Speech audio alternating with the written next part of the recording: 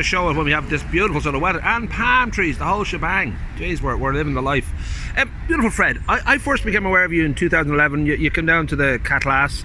Big fan of the Catlass for the first 10 years or so, and obviously it's a much longer road from Kells to Kilkenny than suddenly you turn up at Catlass and it's all rock and roll. How long had you been kind of getting to that point? Oh, I'd say I've been full-time in comedy now 12 years. Right. So if you work back so there was a stage when I thought I'd never get Kilkenny. Do you know what I mean? Like, I just didn't think, and now like I'm delighted to say this is my 10th year doing it. So keep at it. You know what I mean? Like, it's really is like. But that origin, I mean, there's a lot of great comedians coming out of the Midlands and odd places that you just don't expect. Because you know, you look at Tommy and all these and Dylan Moore. And for you, was there a sort of, I don't know if it's a family thing, if it was just you were the one that just had that little bit of a passion for comedy? I don't know where it all kind of came together in Kells even. Absolutely, I loved getting attention and I love performing. Right. So, but you know, I don't know why I took comedy. I love stand-up. I just love the energy. I love driving to a place, setting up my keyboard and guitar. You know, very kind of old school like that. You know, I'm my own roadie half the time. Like, and I just love listening to the audience arriving and going out and telling jokes, and traveling from place to place. But I'm guessing the first gigs weren't necessarily in big comedy venues. You must have been sort of really swimming against the tide to get people to go to your gig and then to sort of get their head around what was going on. And I mean, everything I actually learned. Funny, by coincidence, that we're here, like in the Halfpenny Bar over there, upstairs in the Halfpenny Bridge. Like every Tuesday night, just battle of the axe. Right. And everything I know now as a comedian that works for me, I'd say 75% of it I learned upstairs in that room. Right. Because you didn't know what to expect. It was either packed or empty. Right. There's either loads of foreigners or loads of people from the country, and you always had to be ready, on the ready. So it was, and Tony Ferns as well, he used to run gigs there.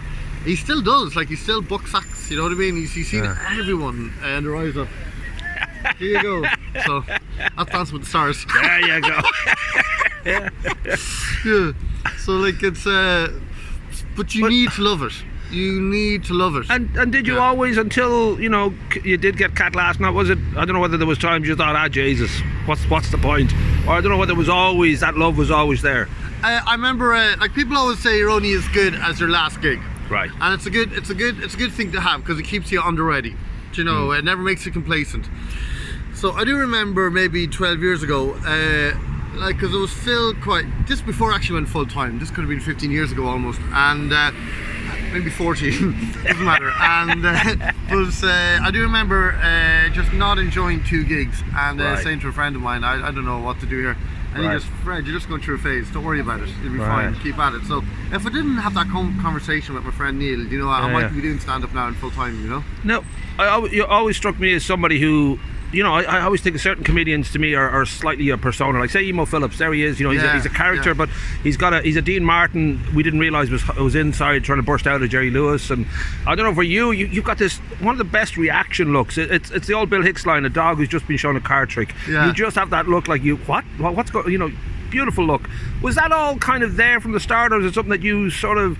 I don't know if you feel like the Fred Cooke on stage is exactly the same as the Fred Cooke off. If it's a I never had to work on my facial expressions. Right. And I never thought about that. I think that was the most innate thing I have.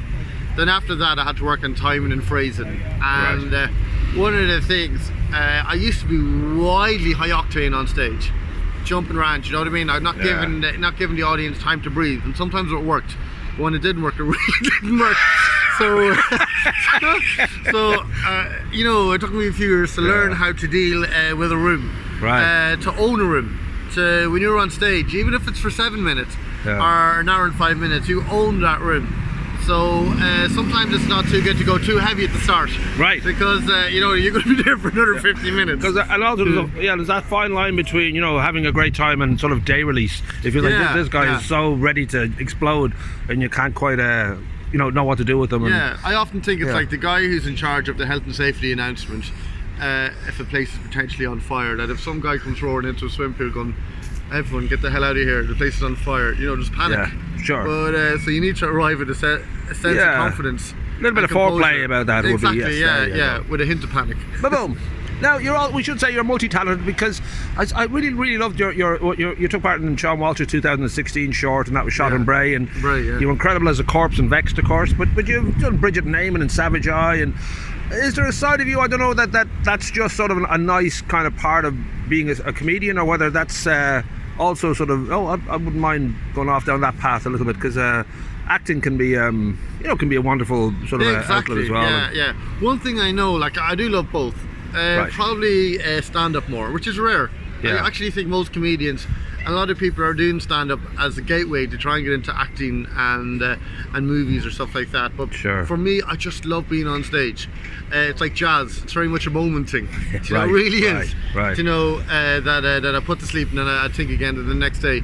So, but the one thing I have noticed with any filming I've done is that the hours of filming, you were there for 7:30 in the morning, sometimes 6 a.m, you know what I mean? Like, you need to be there all day. And then if you're doing a gig that night, you know what I mean? You really are, it's insane. You know, you burn yourself both sides of the candle. Sure. Never mind the points in between it. The shots.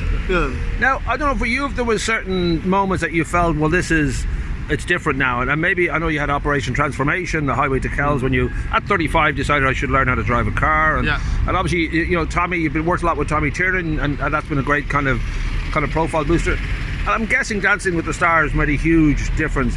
I mean, to you, has it all been just a natural progression, or are there moments you got a little bit sort of vertigo, said, oh, it's different now, people do actually know who I am? Or... Oh, absolutely. I mean, like, people know.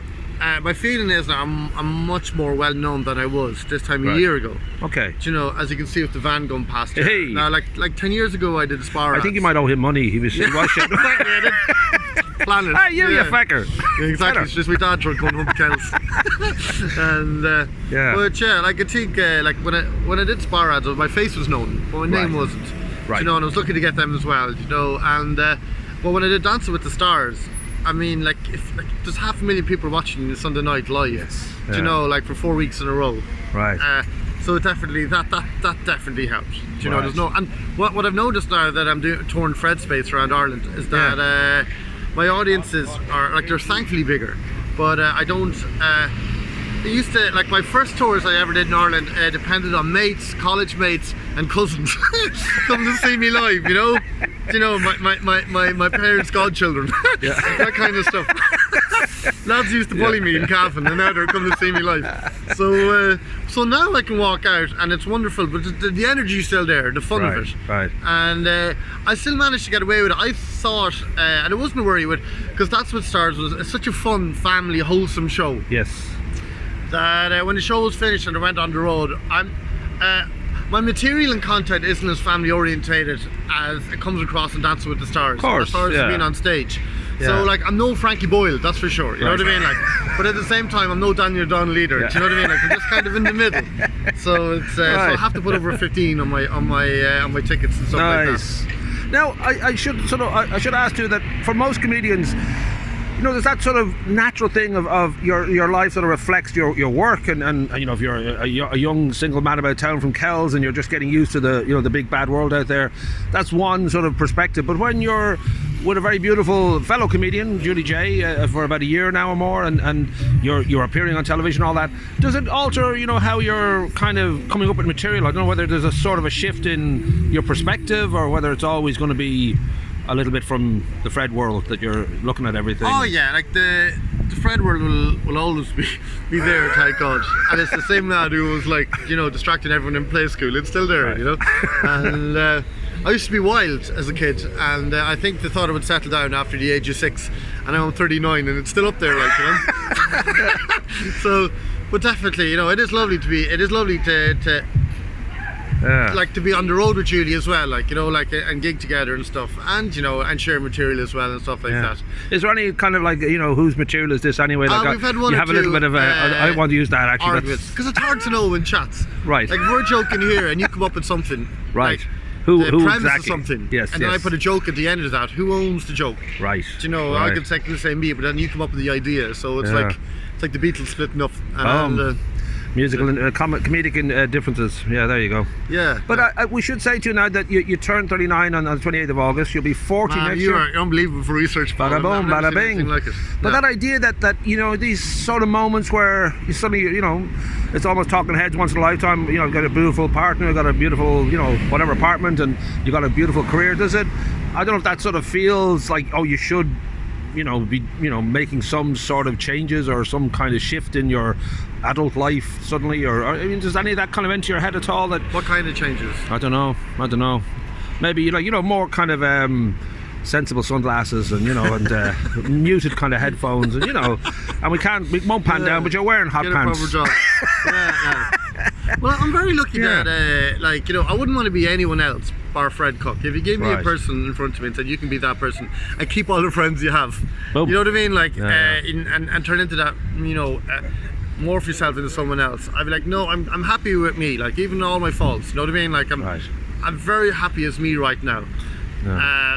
And I'm very lucky that the genre of stand-up comedy exists, that I can actually do it. Do you know what I mean? More fans shouting. More fans shouting. Oh God, I can't go anywhere.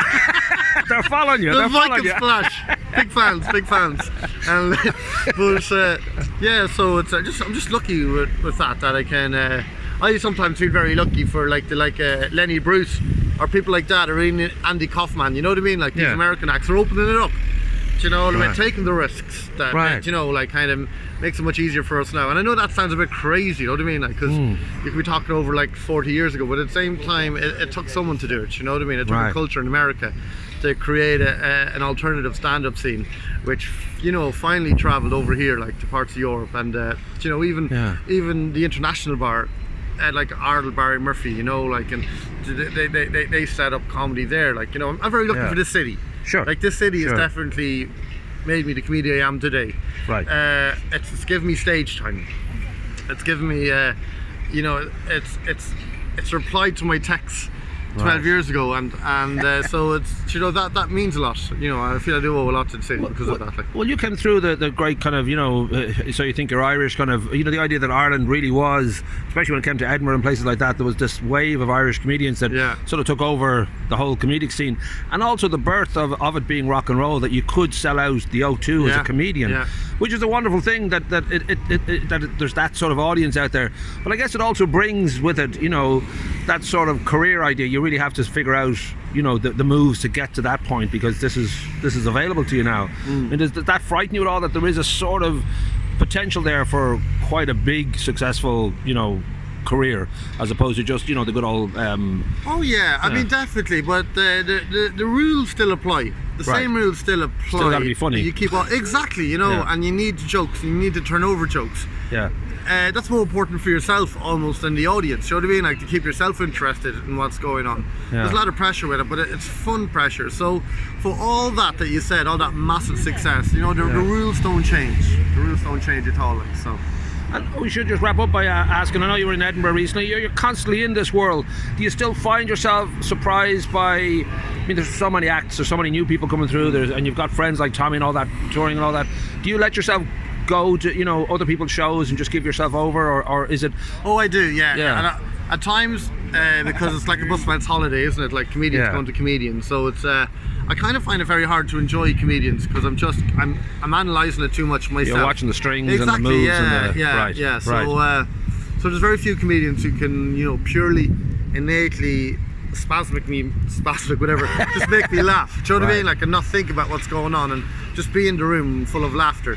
But I do, I do kind of look for new acts and have a laugh. Like, I suppose you should ask, is there anybody you'd sort of recommend that there is always that new breed coming through? Is there anyone in that sort of younger? A Dublin comedian, Martin Onglo. I think he's wonderful. Right. He's just so funny. Well, that's a hell of a surname, Nonglo. Yeah, he's brilliant. Castleknock comedian. Right. Yeah, the Nonglos from Castleknock. Who doesn't know them? Nonglo, that's great. How do you spell Nonglo? Is it an N at the start? Angolo, actually. Angolo. I said it wrong. Okay, my mistake. My fault, actually. I must give my link in then, I think. Yeah. But rock and roll, we're going to see you in October. It'll be your first time out in Greystones. I know you've graced Bray with your presence, but it'll be kind of cool. This is a beautiful theatre, and we have even though we're very rich and posh out in Greystones, we do have a sense of humour. So we look forward to it. Paul, I can't wait. See you there. Baboom. See you in